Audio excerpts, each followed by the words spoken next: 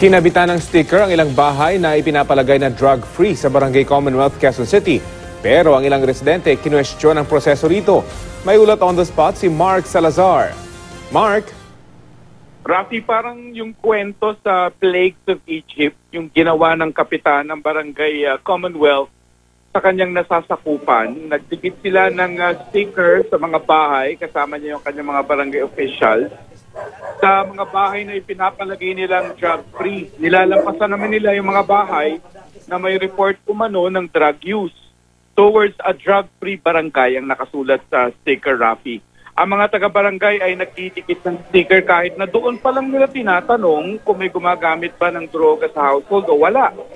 Sinabay rin kasi nila ang pag-cancel sa mga tao. Ang mga hindi nagpa-drug test sa barangay kahit na nag-disclose naman ang drug test nila sa pinapasukang kumpanya. Halimbawa, pinapupunta pa rin sa barangay para magpa-drug test bago dikitan ng bahay. Tinutukoy rin ni Kapitan ang mga kalyeng marami umanong gumagamit at sa publiko pinapaamin ang mga residente kung drug user ba o hindi.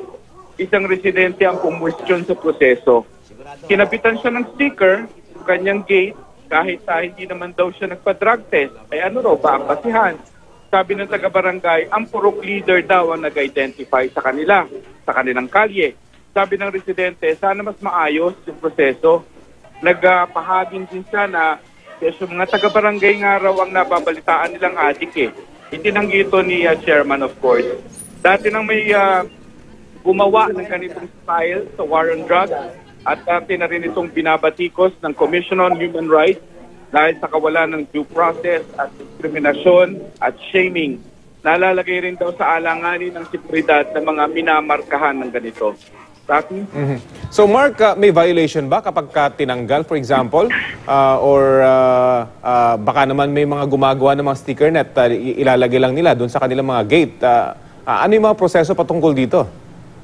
Well, wala namang ganung sanction dahil wala rin naman sa batas ang ganitong proseso. Ito ay diskarte lamang ng barangay na inadapt niya rin daw sa nakita niyang ginawa ng mga ibang barangay. And that is to mark household na malinis sa droga. Ito'y sarili niyang diskarte. Wala namang ganitong administrative order o idinidikta ng batas na gawin ito sa mga bahayan. Ito ay sarili niyang diskarte, Rafi. So ano yung gustong maging epekto nito, Mark, nitong kapitan para maglagay siya ng sticker na ito? Ano yung what is he hoping to achieve sa paggawa niya nito? Well, unang-una ay gusto niyang makita na ang lahat ng household ng kanyang barangay ay malinis, meaning ito yung kanyang tracking system kung aling mga household ang hindi nagpasailalim sa mga drug test na binibigay daw ng libre ng barangay. At itong sticker na ito magsasabi kung aling mga kalye, aling purok sa kanyang nasa sakupan ang tapos na nilang isailalim sa drug test. Of course, hindi naman mandatory ang drug test. Hindi ba, Rafi?